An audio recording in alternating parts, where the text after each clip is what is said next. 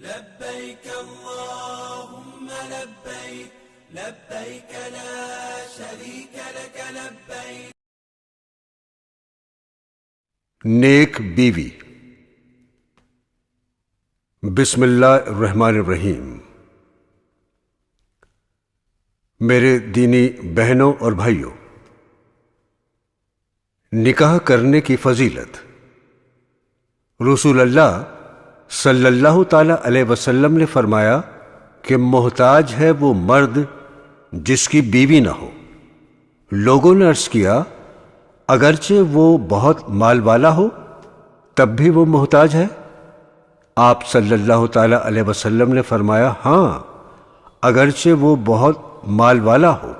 پھر فرمایا کہ محتاج ہے وہ عورت جس کے خاوند نہ ہو. لوگوں نے عرض کیا اگرچہ وہ بہت مالدار ہو تب بھی وہ محتاج ہے؟ آپ صلی اللہ تعالی علیہ وسلم نے فرمایا ہاں، اگرچہ وہ بہت مال والی ہو. یعنی مال سے جو مقصود ہے راحت اور بے فکری، نہ اس مرد کو نصیب ہے جس کے بیوی نہ ہو اور نہ اس عورت کو نصیب ہے جس کے خاوند نہ ہو. بیوہ عورت کو نکاح سے روکنا ظلم ہے. عرب میں یہ رسم تھی کہ جب کوئی شخص مال چھوڑ کر مر جاتا تو اس کی بیوی کو نکاح نہ کرنے دیتے تاکہ اس کا مال اسی کے پاس رہے. یہ رسم ہندوستان میں بھی ہے کہ بیوہ کا نکاح نہیں کیا جاتا، تو اکثر اس کی یہی وجہ ہوتی ہے کہ اس کی جائیداد علیحدہ کرنا پڑے گی. لوگ یوں کہتے ہیں کہ جائیداد اچھی چیز ہے. صاحبو، جائیداد تو حقیقت میں عورت کے لیے سخت مصیبت ہے، کیونکہ ان کی جائیداد کی وجہ سے ہر شخص ان پر جان ڈالتا ہے. زمین کی وجہ سے عورتوں کو ہمیشہ مصیبت میں دیکھا گیا ہے کہ ہر شخص ان کو اپنی طرف کھینچتا ہے. تو صاحبو، ان کو حصہ دے کر ماں باپ کے سپرد کر دو، اپنے گھر میں نہ رکھو، کیونکہ جب تک اپنے گھر میں رکھو گے یہ خیال دل سے نہ نکلے گا. تو واجب ہے کہ حصہ دے کر ماں باپ کے سپرد کر دو، خواہ اس کو بٹھا دیں یا کہیں نکاح کر دیں. اگر کوئی کہے کہ جہاں شوہر کچھ چھوڑ کر مرے یہ حکم اس کے لیے ہے، اور جہاں کچھ چھوڑ کر ہی نہ مرے، اس صورت میں اگر عورت کو روکا جائے تو قرآن سے ممانعت نہیں معلوم ہوتی، کیونکہ آیت میں نہیں مقید ہے. تو اس کا جواب یہ ہے کہ جب مال کے ہوتے ہوئے روکنا جائز نہیں تو بغیر مال کے روکنا بدرجہ اولا جائز نہ ہوگا. کیونکہ گناہ دو قسم کے ہوتے ہیں، ایک تو کسی باعث سے، ایک بغیر کسی باعث کے. پہلا کسی درجے میں ہلکا ہے، عقلاً بھی شرعاً بھی، اور دوسرا گناہ بہت بڑا ہے. حدیث میں ہے کہ 3 اشخاص کو خدا تعالی بہت ہی قابل نفرت رکھتا ہے: جھوٹا بادشاہ، زناکار بڈھا اور متکبر فقیر. اس کی وجہ یہی ہے کہ ان میں ان گناہوں کا کوئی داعی نہیں ہے. بادشاہ کو جھوٹ بولنے کی کیا ضرورت ہے؟ جھوٹ اس واسطے لوگ بولا کرتے ہیں کہ اس سے کارروائی کرے. بادشاہ کی قدرت کارروائی کے لیے کافی ہے، اس کو جھوٹ بولنے کی کیا ضرورت ہے؟ اسی طرح زنا بوجہ شدت بہا کے ہوتا ہے. بڈھے کو کیا مستی سوار ہوئی؟ اگر وہ ضبط کرنا چاہے تو کچھ بھی دشوار نہیں. اسی طرح غریب آدمی تکبر کرے تو اس کی حماقت ہے، اس کے پاس بڑا کون سا بہت زیادہ سامان ہے. اس سے معلوم ہوا کہ جو گناہ بغیر داعی کے ہو وہ زیادہ گناہ ہے. مطلب یہ کہ جب عورت کے پاس مال ہو تو اس وقت حرص کی وجہ سے تقاضا ہو سکتا ہے کہ اس کو بھی حق تعالی نے منع فرمایا ہے. تو جس کے پاس مال بھی نہ ہو وہاں روکنا تو محض پابندی رسم ہے، اس میں روکنے کا کوئی داعی یعنی وجہ بھی موجود نہیں ہے، تو بہت ہی بڑا گناہ ہے. شادی شدہ عورت کی حفاظت کیوں ضروری ہے؟ لوگوں کا عام خیال ہے کہ کنواری کی حفاظت زیادہ ضروری ہے، بیاہی ہوئی کی نگہبانی کی ضرورت نہیں. یہ خیال غیر مسلموں سے ماخوذ ہے۔ اس کا منشا یہ ہے کہ اگر کنواری سے کوئی بات ہو جاتی ہے تو اس میں بدنامی اور رسوائی ہو جاتی ہے، اور بیاہی ہوئی سے کوئی بات سرزد ہو جاتی ہے تو بدنامی نہیں ہوتی، کیونکہ اس کا تو شوہر ہے، اس کی طرف نسبت کی جائے گی۔ مگر یہ خیال بالکل غلط ہے اور محض جہالت پر مبنی ہے۔ اگر جہالت سے کام لیا جائے تو معلوم ہوگا کہ کنواری کی حفاظت کی اتنی ضرورت نہیں جتنی بیاہی ہوئی کے لیے ضروری ہے، اور راز اس میں یہ ہے کہ قدرتی طور پر کنواری کے شرم و حجاب بہت ہوتا ہے، تو اس کے ساتھ ایک طبعی معنی موجود ہے، اور بیاہی ہوئی کی طبیعت کھل جاتی ہے، اس کے ساتھ یہ طبعی معنی نہیں رہتا۔ نیز کنواری کو علاوہ معنی طبعی کے خوف فضیحت بھی زیادہ ہوتا ہے، اور بیاہی ہوئی کو اتنا خوف نہیں ہوتا، کیونکہ کنواری میں تو کوئی آڑ نہیں اور اس میں شوہر کی آڑ ہے، اس کا فعل اس کی طرف منسوب ہو سکتا ہے، اس لیے بیاہی ہوئی کی طبیعت برے کاموں پر کنواری سے زیادہ ہونی چاہیے۔ یتیم بچوں کی پرورش کے لیے بیوہ عورت کا نکاح نہ کرنا گناہ نہیں۔ ایک روایت ہے، رسول اللہ صلی اللہ تعالی علیہ وسلم نے فرمایا، میں اور وہ عورت جس کے رخسار محنت و شفقت سے بدرنگ ہو گئے ہوں، قیامت کے دن اس طرح ہوں گے جیسے بیچ کی انگلی اور شہادت کی انگلی، یعنی ایسی عورت جو اپنے خاوند سے بیوہ ہو گئی ہو اور شان و شوکت والی اور حسن و جمال والی ہو، جس کے طالب نکاح بہت سے ہو سکتے ہیں، مگر اس لیے اپنے کو یتیموں کی خدمت کے لیے مقید کر دیا یہاں تک کہ سیانے ہو کر جدا ہو گئے یا مر گئے۔ یہ اس صورت میں ہے کہ جب عورت کو اندیشہ ہو کہ دوسرا نکاح کرنے سے بچے برباد ہو جائیں گے۔ یہ عذر عورت کے دوسرے نکاح کے لیے ہے۔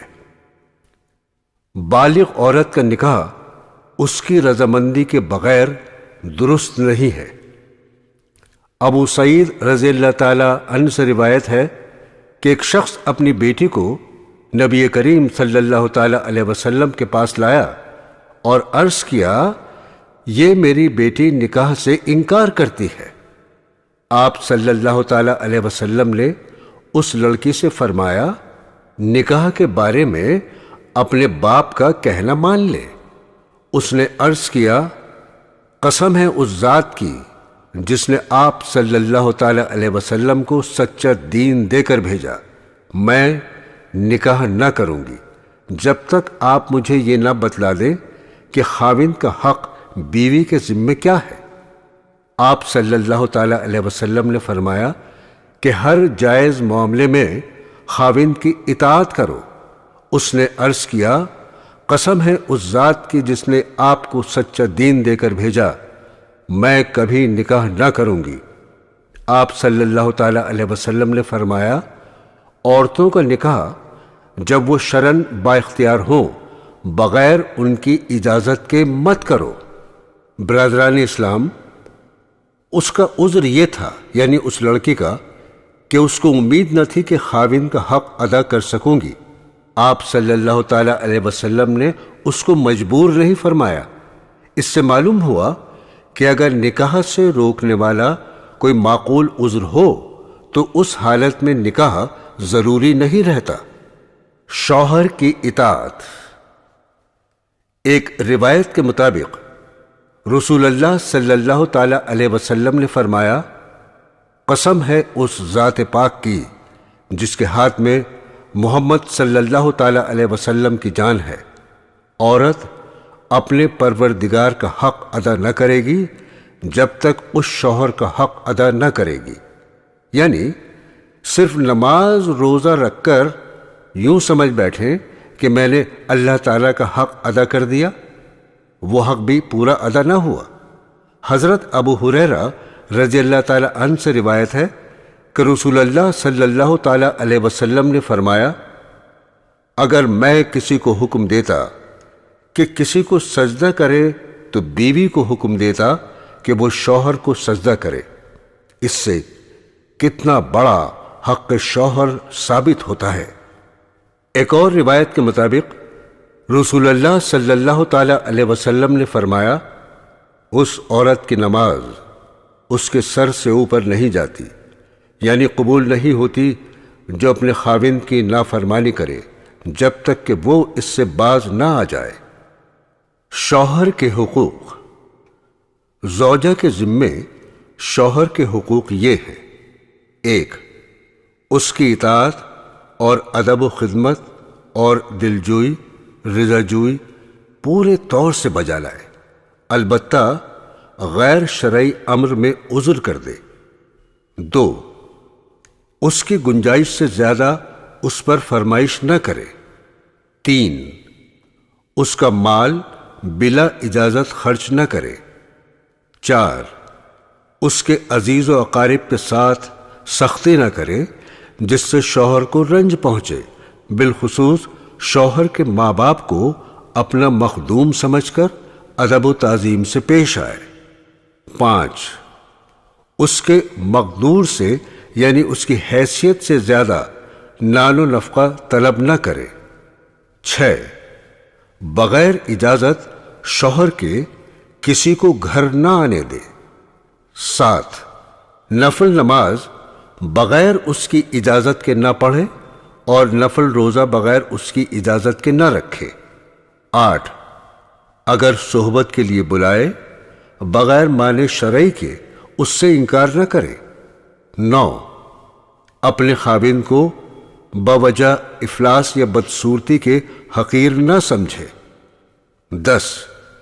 اگر کوئی امر خلاف شرع خاوند میں دیکھے ادب سے منع کرے۔ 11. اس کا نام لے کر نہ پکارے۔ 12. کسی کے روبرو خاوند کی شکایت نہ کرے۔ 13. اس کے سامنے زبان درازی نہ کرے۔ 14. اس کے عزیز و اقارب سے تکرار نہ کرے۔ پردے کے احکام و مسائل۔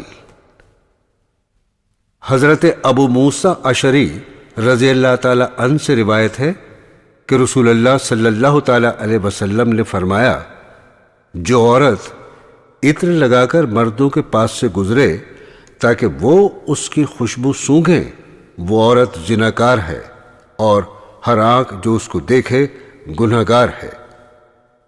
حضرت عمر رضی اللہ تعالی عنہ سے روایت ہے کہ رسول اللہ صلی اللہ تعالی علیہ وسلم نے فرمایا، جب کوئی شخص عورت سے تنہائی میں ملتا ہے تو ان کے ساتھ تیسرا شیطان ہوتا ہے۔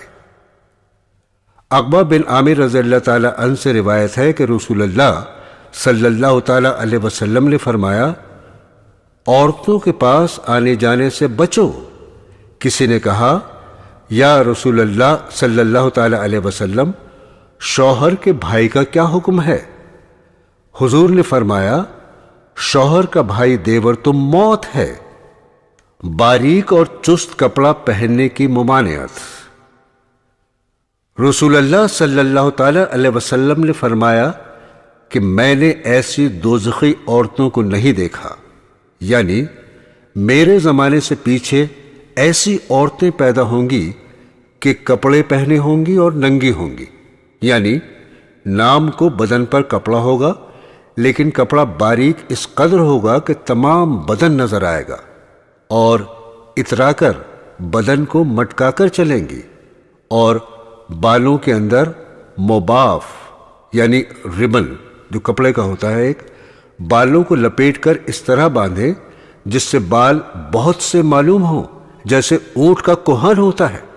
ایسی عورتیں بہشت میں نہیں جائیں گی بلکہ اس کی خوشبو ان کو نصیب نہ ہوگی، یعنی جب پرہیزگار بیویاں بہشت میں جانے لگیں گی ان کو ان کے ساتھ جانا نصیب نہ ہوگا، پھر چاہے سزا کے بعد ایمان کی برکت سے چلی جائیں۔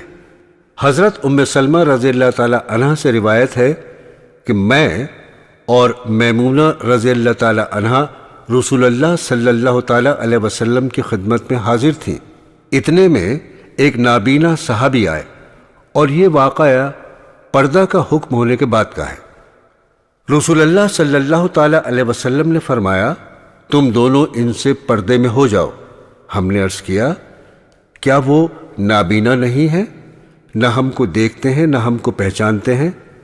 آپ صلی اللہ تعالی علیہ وسلم نے فرمایا کیا تم بھی نابینا ہو؟ کیا تم اس کو نہیں دیکھتی؟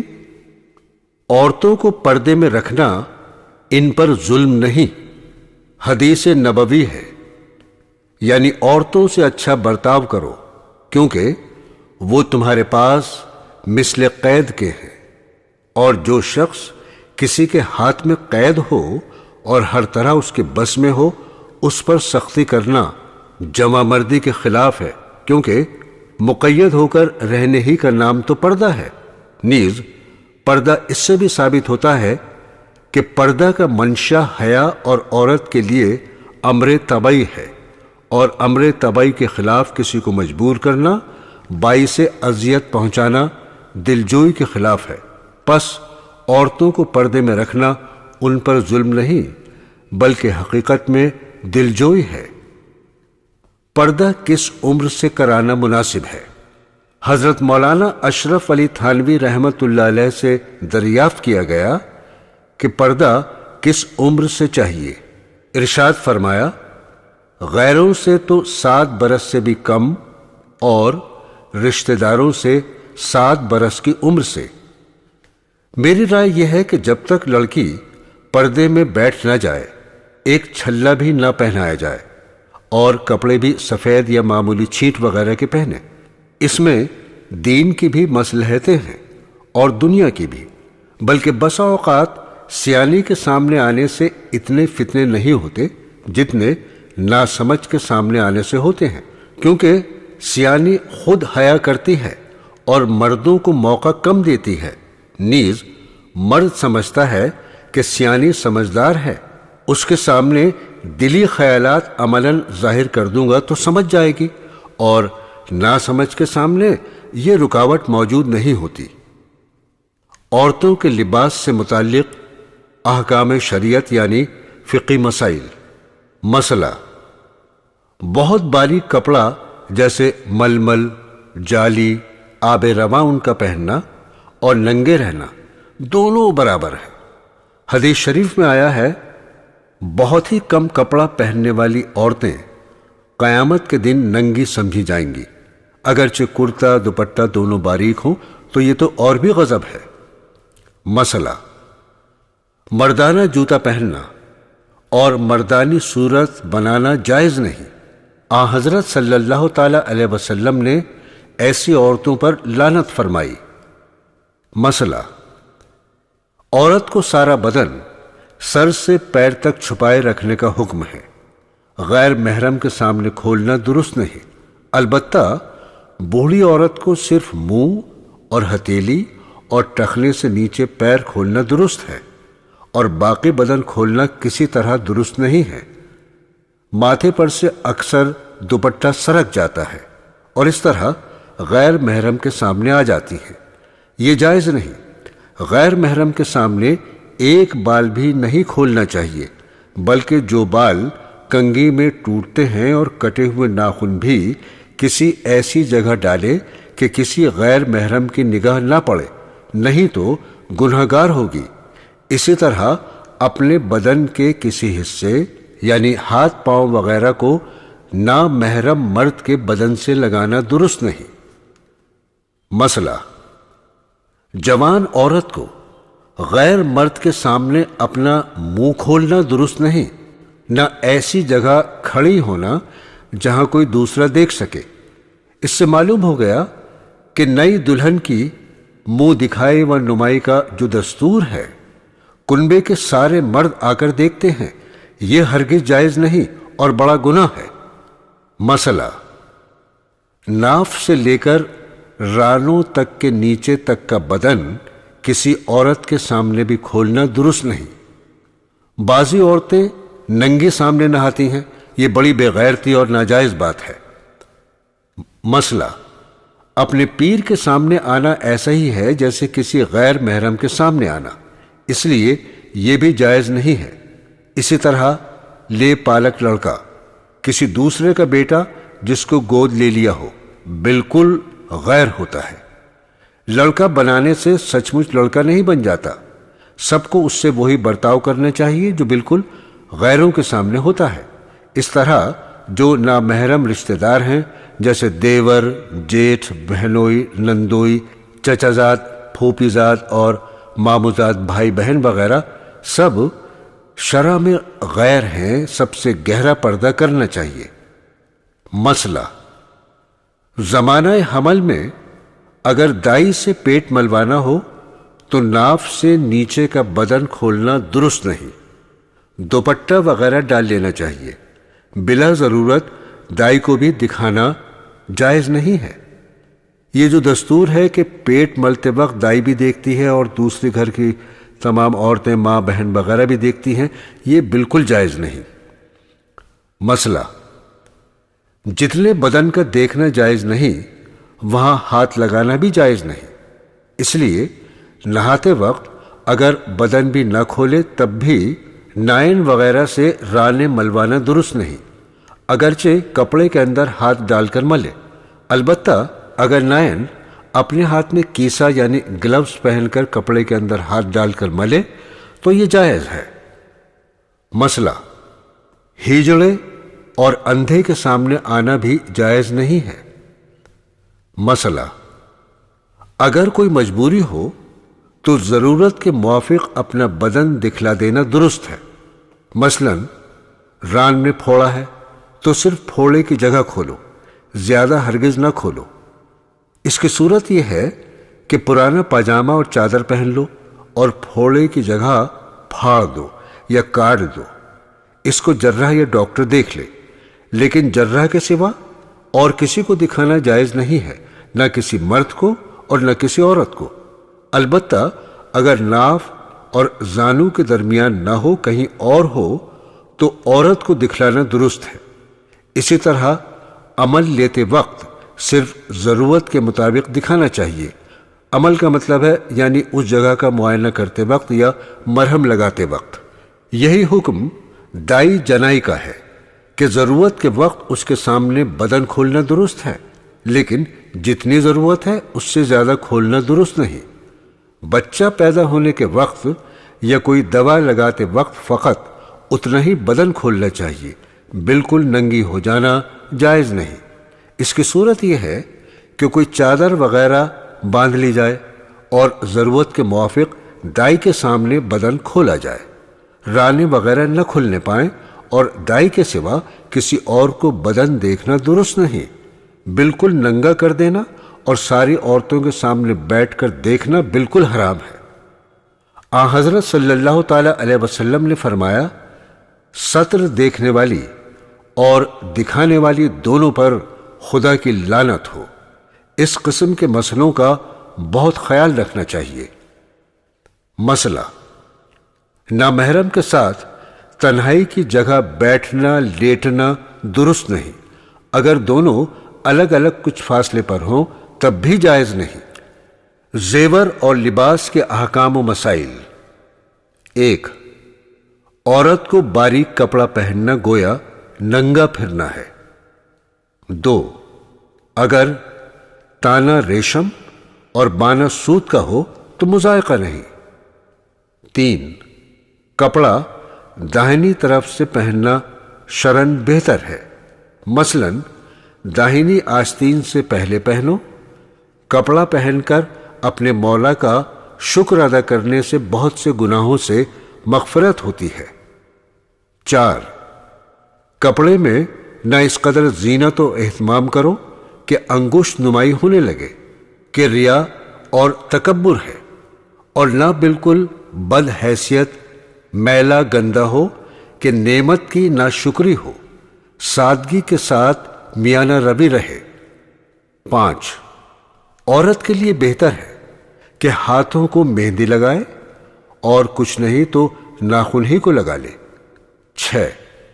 مردوں کو عورتوں کا لباس اور عورتوں کو مردوں کا لباس پہننا اور شکل و صورت بنانا حرام ہے۔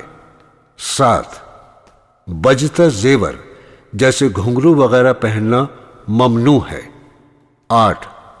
چاندی سونے کے برتن میں کھانا حرام ہے۔ اور 9 عورت کو احتیاط ضروری ہے کہ غیر مرد کے کان میں اس کی آواز نہ پڑے۔ اور اب پیش ہے حیض کا بیان۔ ہر مہینے اندام نہانی سے معمولی خون آتا ہے، اس کو حیض یا ماہواری کہتے ہیں۔ اس کی کم سے کم مدت 3 دن 3 رات ہے۔ اگر کسی کو 3 دن 3 رات سے کم یا اس سے زیادہ حیض آیا تو وہ حیض نہیں بلکہ کسی بیماری کی وجہ ہو سکتا ہے۔ مسئلہ: حیض کے زمانے میں نماز پڑھنا، روزہ رکھنا درست نہیں۔ اتنا فرق ہے کہ نماز تو بالکل معاف ہو جاتی ہے، پاک ہونے کے بعد اس کی قضا واجب نہیں ہوتی، لیکن روزہ معاف نہیں ہوتا، پاک ہونے کے بعد قضا رکھنی پڑے گی۔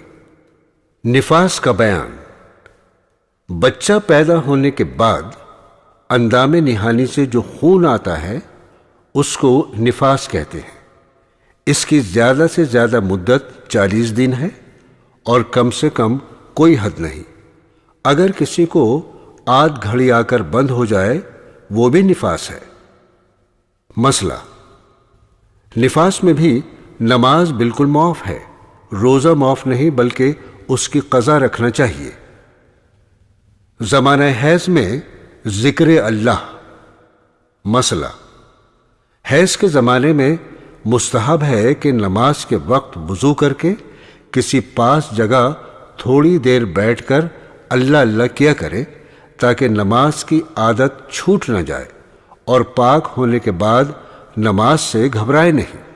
مسئلہ: حیض اور نفاس کے ایام میں کلمہ اور درود شریف پڑھنا اور خدا تعالیٰ کا نام لینا، استغفار پڑھنا یا کوئی اور وظیفہ پڑھنا منع نہیں ہے، یہ سب درست ہے۔ اغلاط العوام متعلق حیض۔ مسئلہ: مشہور ہے کہ زچہ جب تک غسل نہ کرے اس کے ہاتھ کی کوئی بھی چیز کھانا درست نہیں، یہ بھی غلط ہے۔ حیض و نفاس میں ہاتھ ناپاک نہیں ہوتے۔ مسئلہ: بعض عوام کہتے ہیں کہ چلے کے اندر، چلے کا مطلب ہے زچہ کا 40ویں دن نہانا، زچہ خانے میں خاوند کو نہیں جانا چاہیے، سو اس کی کوئی بھی اصل نہیں ہے۔ مسئلہ: عوام کہتے ہیں جو عورت حالت حیض میں ہو اور زچہ مر جائے اس کو دوبارہ غسل دینا چاہیے، یہ بھی محض بے اصل ہے۔ مسئلہ: عام عورتیں زچہ خانے میں 40 روز تک نماز پڑھنا جائز نہیں سمجھتی، اگرچہ پہلے ہی پاک ہو جائیں، سو یہ بالکل دین کے خلاف ہے۔ 40 دن نفاس کی زیادہ سے زیادہ مدت ہے، باقی اصل مدت کی کوئی حد نہیں ہے۔ جس وقت پاک ہو جائے غسل کر کے فوراً نماز شروع کر دے۔ اسی طرح اگر 40 دن میں بھی خون موقوف نہ ہو تو 40 دن کے بعد پھر اپنے آپ کو پاک سمجھ کر نماز شروع کر دے۔ زکوٰۃ کے احکام و مسائل۔ 1. حضرت عائشہ صدیقہ رضی اللہ تعالی عنہ سے روایت ہے کہ میں نے سنا رسول اللہ صلی اللہ تعالی علیہ وسلم سے آپ فرماتے تھے، نہیں مخلوط ہوتی زکوٰۃ کسی مال میں کبھی مگر کہ ہلاک کر دیتی ہے وہ اس مال کو۔ 2. ایک مرتبہ رسول اللہ صلی اللہ تعالی علیہ وسلم نے 2 عورتوں کے ہاتھ میں سونے کے کنگن دیکھے تو ان سے پوچھا کہ ان کی زکوٰۃ دیتی ہو یا نہیں؟ انہوں نے عرض کیا نہیں۔ تب آپ صلی اللہ تعالی علیہ وسلم نے فرمایا، کیا تم کو پسند ہے کہ اس کے بدلے میں تم کو آگ کے کنگن پہنائے جائیں؟ انہوں نے عرض کیا نہیں۔ تو آپ نے فرمایا، تم اس کی زکوٰۃ دیا کرو۔ شوہر کے ذمے عورت کی زکوٰۃ، صدقہ فطر اور قربانی کی ادائیگی واجب نہیں۔ شوہر اور بیوی دونوں کے ملک جدا جدا ہیں۔ یہ شوہر کے لیے بھی ظلم ہوگا کہ عورت کے مال میں بلا اس کی رضا کے تصرف کرے، اور عورت کے لیے بھی خیانت ہوگی اگر مرد کے مال میں بلا اس کی رضا کے تصرف کرے۔ اس لیے شوہر کے ذمے عورت کے مملوکہ زیور کی زکوٰۃ یا اس کی طرف سے صدقہ فطر یا قربانی واجب نہیں، البتہ مردوں کے لیے مناسب ہے کہ عورتوں کو نفقہ واجبہ کے علاوہ حسب وسعت کچھ خرچ بطور جیب خرچ ایسے موقع کے لیے بھی جدا گانا دے دیا کریں، پھر اس کا حساب نہ لیا کریں، تاکہ وہ اپنی مرضی کے موافق آزادی کے ساتھ بے تکلف اپنے مصارف میں صرف کر سکیں۔ لیکن چونکہ شوہر پر واجب تو ہے نہیں، اگر شوہر نے نہ دیا تو عورت اپنا زیور بیچ کر یہ سب حقوق اس سے ادا کرے۔ شوہر کے مال سے بلا اس کی رضا کے ان عبادات میں صرف کرنا جائز نہ ہوگا۔ خوب سمجھ لینا چاہیے، عورتیں اس میں سخت بے احتیاطی برتتی ہیں اور اس کے ناجائز ہونے کا ان کو وسوسہ تک بھی نہیں ہوتا، گویا شوہر کے مال کا اپنے کو بالکل مالک سمجھتی ہیں۔ بعض مخصوص اعمال میں عورتیں شوہروں سے کمتر نہیں ہیں۔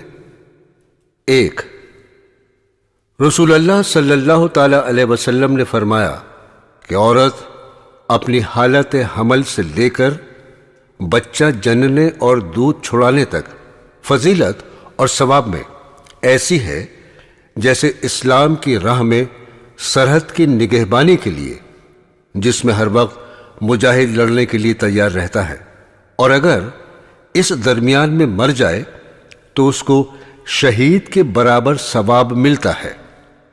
2، اسما بنت یزید انصاریہ سے روایت ہے کہ انہوں نے عرض کیا، یا رسول اللہ صلی اللہ تعالی علیہ وسلم، میں عورتوں کی طرف سے بحیثیت قاضی آپ کے پاس آئی ہوں۔ وہ عرض کرتی ہیں کہ مرد جمعہ یعنی جماعت، عیادت مریض، جنازہ اور حج و عمرہ، حفاظت سرحد اسلامی کی بدولت ہم پر فوقیت لے گئے۔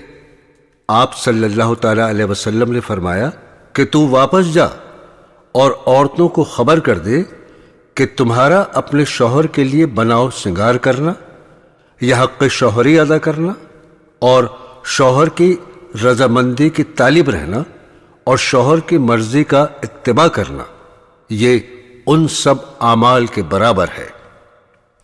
3، ارشاد فرمایا صلی اللہ تعالی علیہ وسلم نے عورتوں سے، کیا تم اس بات پر راضی نہیں، یعنی راضی ہونا چاہیے کہ جب تم میں کوئی اپنے شوہر سے حاملہ ہوتی ہے اور وہ شوہر اس سے راضی ہو تو اس کو ایسا ثواب ملتا ہے کہ جیسے اللہ کی راہ میں روزہ رکھنے والے اور شب بیداری کرنے والے کو، اور جب اس کو درد ذہ ہوتا ہے تو آسمان اور زمین کے رہنے والوں کو اس کی آنکھوں کی ٹھنڈک یعنی راحت کا جو سامان مخفی رکھا گیا ہے اس کی خبر نہیں۔ پھر وہ جب بچہ جنتی ہے تو اس کے دودھ کا ایک گھونٹ بھی نہیں نکلتا اور اس کے پستان سے ایک دفعہ بھی بچہ نہیں چوستا جس میں اس کو ہر گھونٹ اور چوسنے پر ایک نیکی نہ ملتی ہو، اور اگر بچے کے سبب اس کو رات کو جاگنا پڑے تو اس کو راہ خدا میں 70 غلاموں کے آزاد کرنے کا اجر ملتا ہے۔ اے سلامت، یہ نام حضرت ابراہیم علیہ السلام صاحبزادے کی دائی کا ہے، وہی اس حدیث کی راوی ہے۔ آپ صلی اللہ تعالی علیہ وسلم ان سے فرماتے ہیں کہ تم کو معلوم ہے کہ میری اس سے کون عورتیں مراد ہیں جو باوجود کہ نیک ہیں، ناز پرور ہیں، مگر شوہروں کی اطاعت کرنے والی ہیں، شوہر کی ناقدری نہیں کرتی۔ ایک حدیث میں اضافے کے ساتھ یہ بھی ہے کہ عورت کو شروع حمل سے لے کر بچے کے جننے اور دودھ چھڑانے تک ایسا درجہ ملتا ہے کہ جیسا اسلام کی حفاظت کرنے والے مجاہد کو سرحد پر رہنے سے ملتا ہے، اور اگر عورت اس درمیان میں مر جائے تو اس کو شہادت کا درجہ ملتا ہے۔ اغلاط العوام متعلق بچہ پیدا ہونے کے مسئلہ، بعض عورتوں کا اعتقاد ہے کہ جس کا 8واں بچہ پیدا ہو تو اس کو ایک چرغہ یعنی بھنا ہوا مرغ صدقے میں دینا چاہیے، ورنہ بچے پر خطرہ ہے۔ یہ محض واہیات اعتقاد ہے، توبہ کرنا چاہیے۔ مسئلہ: جاہل کہتے ہیں کہ عورت مر جائے تو اس کا خاوند جنازے کا پایا بھی نہ پکڑے۔ یہ بالکل غلط ہے، بلکہ اگر وہ منہ بھی دیکھ لے تو کچھ ڈر نہیں۔ مسئلہ: جاہل سمجھتے ہیں کہ اگر عورت زچہ خانے میں مر جائے تو بھتنی ہو جاتی ہے۔ یہ بالکل غلط عقیدہ ہے، بلکہ حدیث میں ہے کہ ایسی عورت تو شہید ہوتی ہے۔ مسئلہ: اگر عورت مر جائے اور اس کے پیٹ میں بچہ زندہ معلوم ہو تو اس کا پیٹ چاک کر کے نکال لینا چاہیے۔ ایک جگہ لوگوں نے ایسی جہالت کی، اس عورت کے نہلاتے وقت بچہ پیدا ہونے کی نشانیاں معلوم ہوئی تو عورتوں نے کہا جلدی کرو، نہیں معلوم کیا ہو جائے۔ غرض اس کو جلدی جلدی کفنایا گیا۔ جب قبر میں رکھا گیا تو کفن کے اندر بچے کے گرنے کی حرکت معلوم ہوئی۔ افسوس ہے کہ کسی نے کفن کھول کر بھی نہیں دیکھا، فوراً قبر پر تختے رکھ کر مٹی ڈال دی۔ افسوس ہے کہ عورتوں میں بھی اور مردوں میں بھی کیسی جہالت آ گئی ہے۔ یہ ساری خرابی دین کا علم نہ ہونے کی وجہ سے ہے۔ اغلاط العوام متعلق نکاح، طلاق، خلا و زہار۔ مسئلہ: مشہور ہے کہ 20 اولاد ہونے سے نکاح ٹوٹ جاتا ہے۔ یہ محض غلط ہے۔ مسئلہ: مشہور ہے کہ پیر کو مریدنی سے نکاح درست نہیں۔ یہ محض غلط ہے۔ ہمارے پیغمبر صلی اللہ تعالی علیہ وسلم اپنی سب بیویوں کے پیر تھے۔ مسئلہ: عام دستور ہے کہ کوئی کافر عورت مسلمان ہو تو مسلمان کرتے ہی اس کا نکاح کسی مسلمان سے کر دیتے ہیں۔ یہ بہت بڑی غلطی ہے۔ اگر کافروں کی عملداری میں کوئی کافر عورت مسلمان ہو جائے تو 3 حیض گزرنے سے تو اس پر طلاق پڑے گی۔ اس کے بعد پھر 3 حیض عدت یعنی 6 حیض کے بعد نکاح درست ہوگا۔ مسئلہ: عوام الناس ممانی، چچی اور سوتیلی ساس سے نکاح کرنے کو جائز نہیں سمجھتے۔ یہ اعتقاد باطل ہے، اور یوں کوئی لحاظ کی وجہ سے ان رشتوں سے نکاح نہ کرے وہ اور بات ہے۔ مسئلہ: بعض عوام سمجھتے ہیں کہ غصے میں یا دھمکانے کی نیت سے اگر طلاق دے دے تو طلاق نہیں پڑتی۔ یہ غلط ہے۔ مسئلہ: عوام میں مشہور ہے کہ دونوں عیدوں کے درمیان نکاح نہ کیا جائے کیونکہ میاں بیوی کا نباہ نہیں ہوتا۔ یہ خیال خلاف شریعت ہے۔ حضرت عائشہ صدیقہ رضی اللہ تعالی عنہ کا نکاح شوال میں ہوا تھا۔ اس سے زیادہ بابرکت نکاح کس کا ہوگا؟ مسئلہ: بعض عورتیں یہ سمجھتی ہیں کہ اگر نئی دلہن اپنے گھر یا صندوق وغیرہ کو قفل لگاوے تو اس کے گھر کا تالا لگ جاتا ہے، یعنی وہ ویران ہو جاتا ہے۔ یہ خیال بالکل غلط ہے۔ مسئلہ: بعض عورتیں ایسی عورت کے پاس کہ جس کے بچے اکثر مر جاتے ہیں خود جانے اور بیٹھنے سے رکتی ہیں، اور اپنے بچوں کو بھی ایسی جگہ جانے سے روکتی ہیں، اور یوں کہتی ہیں کہ مرت بیائی لگ جائے گی۔ یہ بہت ہی بری بات ہے۔ ایسا کرنے سے گناہ ہوتا ہے۔ اولاد کی پرورش کرنے کا طریقہ جاننا چاہیے کہ یہ امر بہت ہی خیال رکھنے کے قابل ہے کہ بچپن میں جو عادت بھلی یا بری پختہ ہو جاتی ہے وہ عمر بھر نہیں جاتی۔ اس لیے بچپن سے جوان ہونے تک ان باتوں کا ترتیب وار ذکر کیا جاتا ہے۔ 1. نیک بخت عورت کا دودھ پلائیں، دودھ کا بڑا اثر ہوتا ہے۔ 2. عورتوں کی عادت ہے کہ بچوں کو کہیں سپاہی سے ڈراتی ہیں، کہیں ڈراؤنی چیزوں سے۔ یہ بہت بری بات ہے، اس سے بچے کا دل بے حد کمزور ہو جاتا ہے۔ 3. اس کا بہت بناؤ سنگھار مت کرو۔ 4. اگر لڑکا ہو تو اس کے سر پر بال مت بڑھاؤ۔ 5 اگر لڑکی ہے اس کو جب تک پردے میں بیٹھنے کے لائق نہ ہو جائے زیور مت پہناؤ، اس سے ایک تو ان کی جان کو خطرہ ہے، دوسرے بچپن ہی سے زیور کا شوق دل میں پیدا ہونا اچھی بات نہیں ہے۔ 6 اگر لڑکی ہو جب بھی زیادہ مانگ چوٹی بہت بے تکلف کپڑے پہنے تو اس کی عادت مت ڈالو۔ 7 اس کی سب ضدیں پوری مت کرو، اس سے مزاج بگڑتا ہے۔ 8 جن بچوں کی عادتیں خراب ہیں یا پڑھنے لکھنے سے بھاگتے ہیں یا تکلف کے کپڑوں یا کھانوں کے عادی ہیں، ان کے پاس بیٹھنے سے اور ان کے پاس کھیلنے سے ان کو بچاؤ۔ 9 اگر کوئی چیز توڑ پھوڑ دے یا کسی کو مار بیٹھے مناسب سزا دو تاکہ پھر ایسا نہ کرے۔ ایسی باتوں میں پیار اور لاڈ ہمیشہ بچوں کو کھو دیتا ہے۔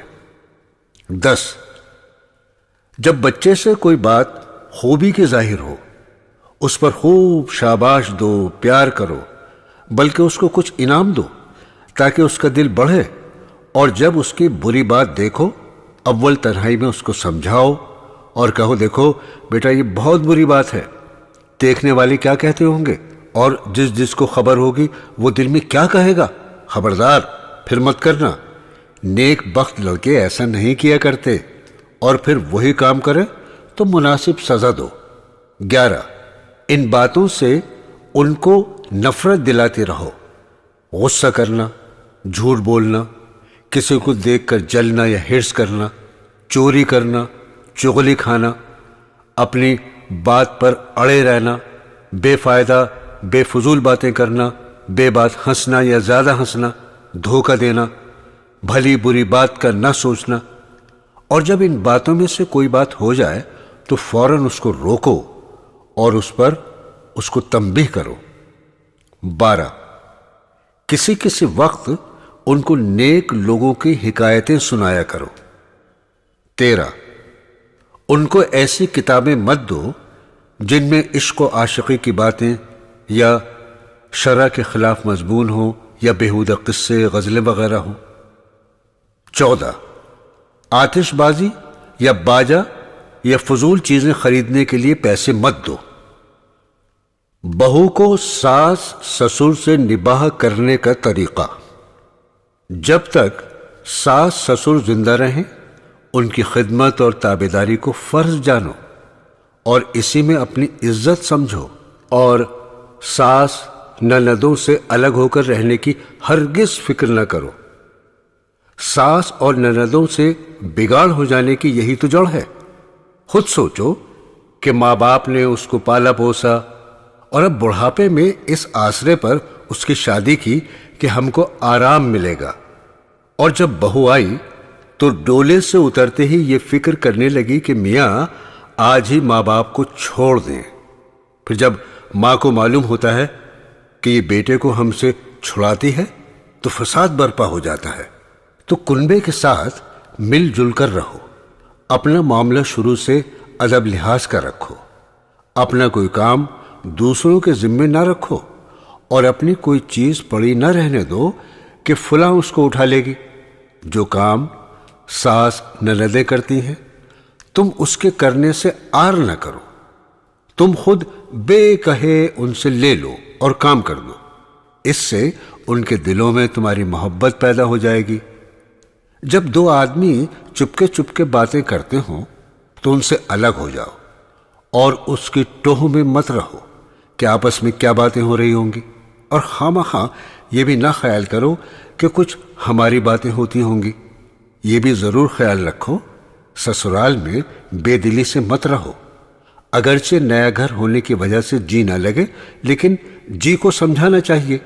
بات چیت میں خیال رکھو کہ نہ تو آپ اتنی بک بک کرو جو بری لگے، نہ اتنے کم کہ منت خوشامد کے بعد بھی نہ بولو کہ یہ بھی برا ہے اور غرور سمجھا جاتا ہے۔ عقل مند بیوی اپنے شوہر کی بری عادتیں کس طرح چھڑا سکتی ہے؟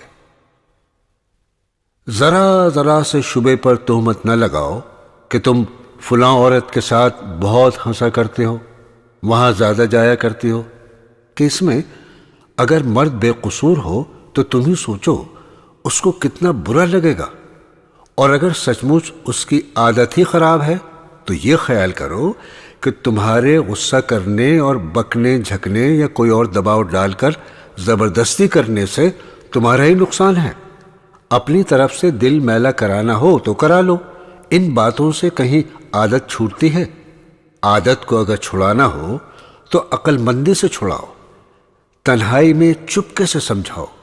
اگر سمجھانے اور تنہائی میں غیرت دلانے سے بھی عادت نہ چھوٹے تو خیر خیر کر کے بیٹھے رہو، لوگوں کے سامنے مت گاتے پھرو اور اس کو رسوا نہ کرو، نہ گرم ہو کر اس کو زیر کرنا چاہو کہ اس میں زیادہ ضد ہو جاتی ہے اور غصے میں آ کر وہ زیادہ کرنے لگتا ہے۔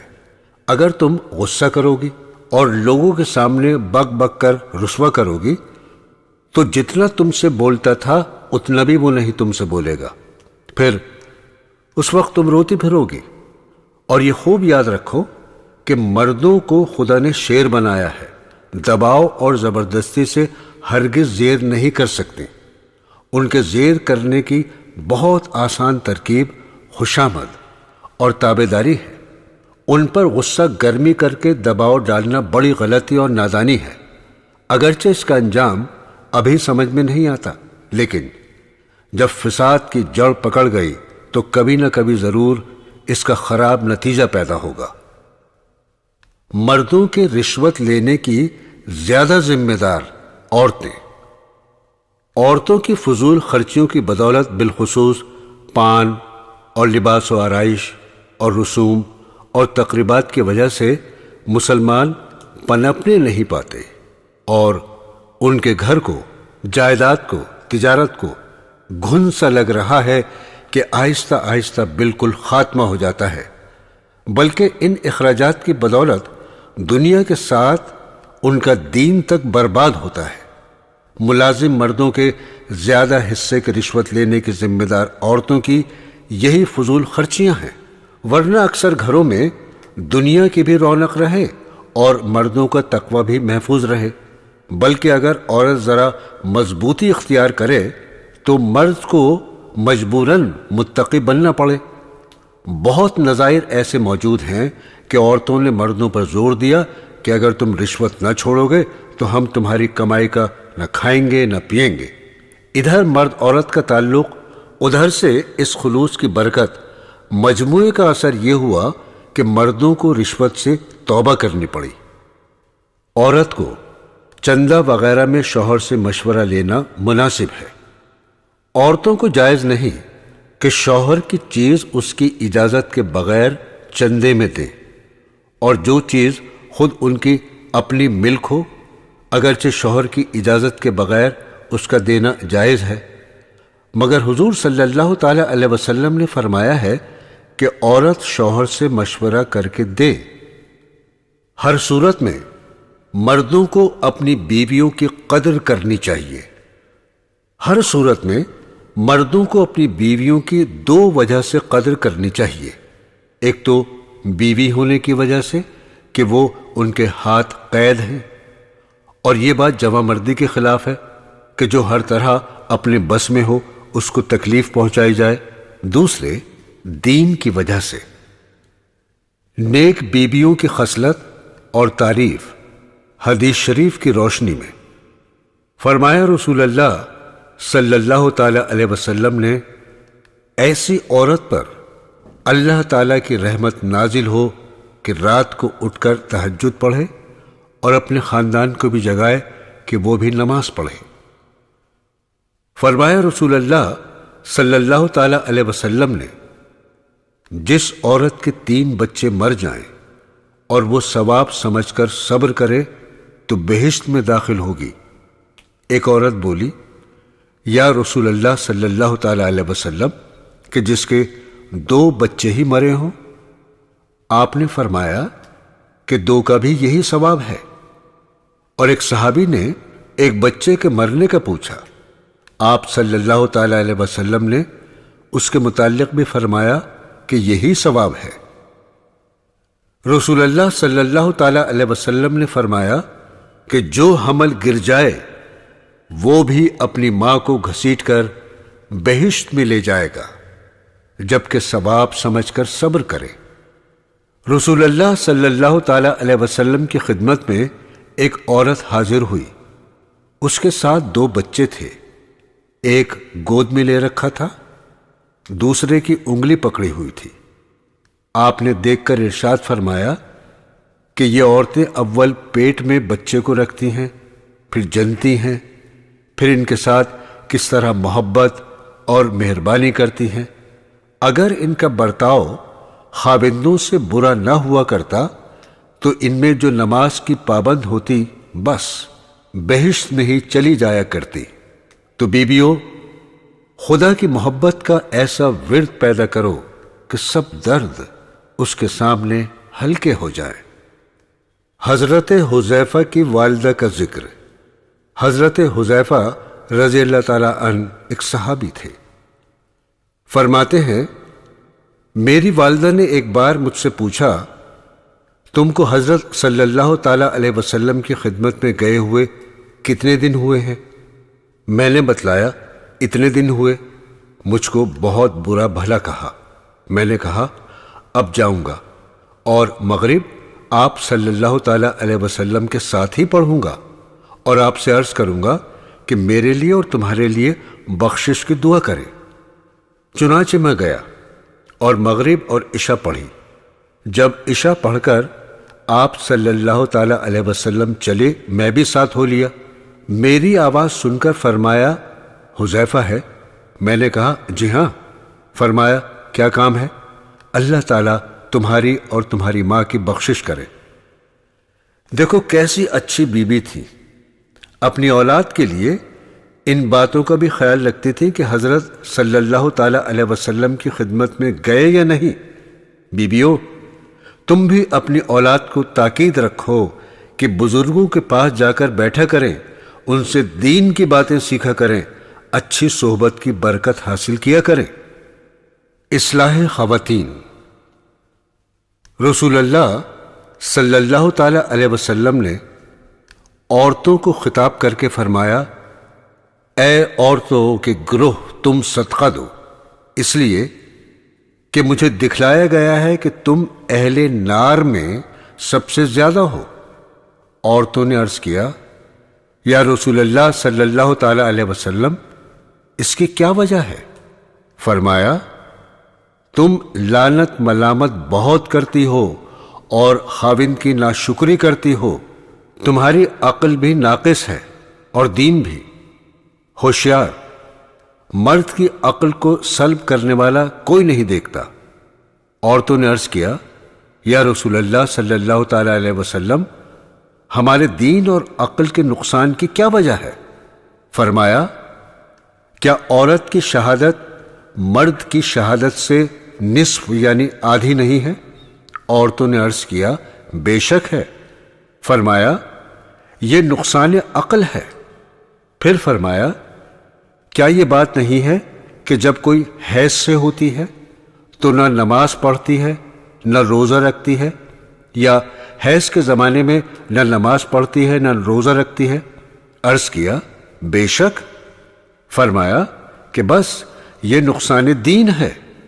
اس حدیث میں رسول اللہ صلی اللہ تعالی علیہ وسلم نے عورتوں کے 5 نقائص بیان فرمائے، 2 اضطراری یعنی مجبوری اور 3 اختیاری۔ 2 اضطراری یہ ہیں، نقصان عقل، نقصان دین، اور 3 اختیاری یہ ہیں، اکثار لعن یعنی غیبت، لعن طعن کی کثرت، کفران عشیر یعنی حرص و طمع یعنی لالچ، مرد خادم کی عقل کو سلب کرنا۔ ظاہر ہے کہ نقائص اضطراری کے ازالے کی تو قدرت نہیں ہو سکتی، اور نقائص اختیاری پر مطلع ہونے سے ان کے علاج کی فکر ہو سکتی ہے۔ اس کے باوجود رسول اللہ صلی اللہ تعالی علیہ وسلم نے نقائص اضطراری اس لیے بیان فرمائے کہ عورتوں کے کبر و نخوت کا مرض جاتا رہے، اور منشا اس کی یہ ہے کہ اپنے آپ کو بڑا سمجھنا اور جہالت خود ایک بڑا نقص ہے، یعنی عورتوں میں جب خود عقل اور دین کی کمی ہے تو انہیں کبر و غرور کرنا کس طرح مناسب ہے۔ چنانچہ جن حضرات کے قلب میں حق تعالی شانہ کی عظمت اور کبریائی آ گئی ہے، وہ اپنے آپ کو ہیچ در ہیچ سمجھتے ہیں۔ دوستو، آج کل یہ خبت ہو گیا ہے کہ تھوڑا سا کمال حاصل ہو جاتا ہے تو اپنے آپ کو بڑا سمجھنے لگتے ہیں، اور عورتوں میں یہ مرض زیادہ ہے کہ اگر کوئی عورت ذرا نماز اور تلاوت کی پابند ہو جاتی ہے تو اپنے آپ کو رابعہ سمجھنے لگتی ہے، اور اگر بچوں بچیوں کو پڑھانے بھی لگ گئیں تو پھر اپنے آپ کو کسی طرح حضرت بی بی فاطمہ رضی اللہ تعالی عنہا سے کم نہیں سمجھتی، اور اگر عورتوں کو تعویذ وغیرہ لکھ کر دینے لگیں اور مسئلے کے حل سمجھانے لگیں پھر تو اپنے آپ کو حضرت عائشہ صدیقہ کے برابر سمجھتی ہیں اور ہر ایک کو حقیر سمجھتی ہیں، اور وجہ اس کی یہ ہے کہ ان کی کسی نے بھی تربیت نہیں کی۔ باقی 3 اختیاری امور جو عورتوں کی طرف منسوب فرمائے ان کا ازالہ اختیار میں ہے، اس لیے ان کو شر کے نام سے منسوب کرنا مناسب ہے، اور وہ یہ ہے: 1 اکثار لعن، یعنی لعنت ملامت زیادہ کرنا۔ چنانچہ دیکھا جاتا ہے کہ صبح سے شام تک ان کا یہی مشغلہ ہے کہ جس سے دشمنی ہے اس کی غیبت کرتی ہیں، اور جس سے محبت ہے اس کو کوستی ہیں، اپنی اولاد کو کوستی ہیں، اپنی جان کو کوستی ہیں، اور ہر شے کو خواہ وہ قابل لعنت ہو یا نہ ہو بعض وقت قبولیت ہوتا ہے اور وہ کوسنا لگ جاتا ہے اور پھر نادم ہونا پڑتا ہے۔ ایک شخص کی ماں نے کسی شرارت پر اپنے بیٹے کو کہا، خدا کرے تو چارپائی کو لگ جائے۔ خدا کی قدرت وہ ایسا ہی ہو گیا اور اس کی مصیبت اس کی والدہ ہی کو اٹھانا پڑی۔ دوسرا شر کفران عشیر، جس قدر بھی ان کو دیا جائے تھوڑا ہے۔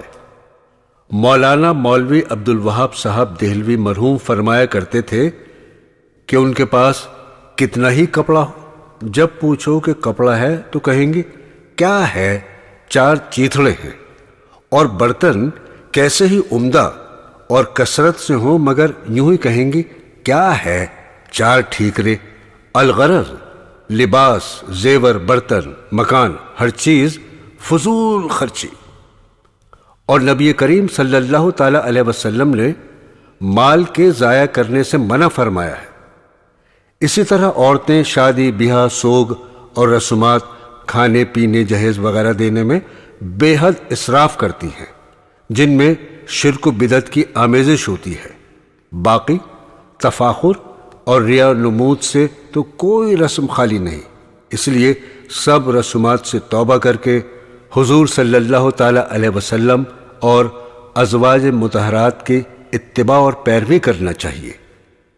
تیسرا شر ہوشیار مرد کی عقل کو سلب کرنا۔ دیکھا جاتا ہے کہ ایسی اتار چڑھاؤ کی باتیں کرتی ہیں کہ اچھے خاصے عاقل بے عقل ہو جاتے ہیں۔ ان کے لہجے میں ایسا اثر رکھا گیا ہے کہ خواہ مرد اس سے متاثر ہوتے ہیں، اور اس کی وجہ یہ نہیں ہے کہ یہ عقل میں مردوں سے زیادہ ہیں، بلکہ وجہ اس کی یہ ہے کہ مکر اور چالاکی ان میں مردوں سے زیادہ ہے۔ عقل اور شے ہے، مکر اور چالاکی دوسری شے ہے۔ شیطان میں مکر اور چالاکی تھی اور عقل نہیں تھی، اس لیے دھوکہ کھا گیا اور حضرت آدم علیہ السلام کو سجدہ نہ کیا۔ غرض اسی مکر اور چالاکی کی وجہ سے عورتیں عاقل کی عقل کو سلب کر لیتی ہیں، چنانچہ شوہر سے تنہائی میں ایسی باتیں کرتی ہیں جس سے شوہر کا دل اپنی طرف ہو جائے اور سب سے چھوٹ جائے۔ بیاہ کے بعد گھر آتے ہی سب سے اول کوشش ان کی یہ ہوتی ہے کہ شوہر ماں باپ سے چھوٹ جائے۔ بڑے ظلم کی بات ہے کہ جس ماں نے مشقتیں اٹھا کر اس کو پالا، اپنا خون جگر پلایا، خود تکلیف میں رہی، اس کو آرام سے رکھا، اور جس باپ نے اولاد کو محنت کر کے پالا، ان کو صلہ آج یہ دیا جا رہا ہے کہ ان کو چھڑایا جاتا ہے۔ ان للہ و انا الیہ راجعون۔ پھر اگر یہ منتر ان کا چل گیا تو اس پر بھی اکتفا نہیں کرتی، کہتی ہیں تم تو الگ ہو گئے، مگر تمہاری کمائی تو انہی کے پاس جا رہی ہے۔ کبھی ماں کو جوتا لا دیا، کبھی نقد کچھ دے دیا، غرض کوشش کر کے اس میں بھی کامیاب ہوتی ہیں۔ پھر اس پر بھی صبر نہیں آتا، اس کے بھائی بہن سے اور اگر پہلی زوجہ سے اولاد ہو اس سے چھڑاتی ہیں۔ غرض شب و روز اسی فکر میں گزر جاتا ہے اور رات دن یہی کوشش ہوتی ہے کہ سوائے میرے اور میری اولاد کے کوئی نہ ہو، اور انہی کی بدولت بہت سے گھروں میں اور بہت سے خاندانوں میں نا اتفاقی پیدا ہو جاتی ہے۔ غرض یہ 3 شر ایسے ہیں کہ تمام فسادات کا تعلق انہی 3 سے ہے۔ مثلا کفران عشیر کا منشا حرص و طمع ہے، اکثار لعن سے غیبت وغیرہ ہوتی ہے، عاقل کی عقل کو سلب کرنے سے نا اتفاقی، جنگ و جدال اور آپس کی خانہ جنگی وغیرہ ہوتی ہے۔ پس یہ تینوں واجب الاصلاح ٹھہرے اور طریق اصلاح علم و عمل سے مرکب ہے۔ علمی تو یہ ہے کہ قرآن کے بعد ایسی کتابیں پڑھو جس میں احکام فقہ کے ساتھ امراض قلب مثلا تکبر، حسد اور غیبت وغیرہ کا بھی بیان ہو، کیونکہ اخلاق کی درستی بھی نماز روزے کی طرح ضروری ہے۔ بغیر اخلاق کے درست ہوئے عبادت اور وظیفہ کچھ کارآمد نہیں۔ حدیث میں ہے کہ جناب رسول اللہ صلی اللہ تعالی علیہ وسلم سے عرض کیا گیا کہ فلانی عورت بہت عبادت کرتی ہے، راتوں کو جاگتی ہے، لیکن اپنے ہمسایوں کو ستاتی ہے۔ فرمایا وہ دوزخی ہے۔ اور ایک دوسری عورت کی نسبت عرض کیا کہ وہ عبادت زیادہ نہیں کرتی مگر ہمسایوں سے حسن سلوک کرتی ہے۔ فرمایا وہ جنتی ہے۔ میرے دینی بہنوں اور بھائیوں، معالجے کا عملی جزو یہ ہے کہ زبان کو روک لو، کوئی برا کہے یا بھلا ہرگز مت بولو۔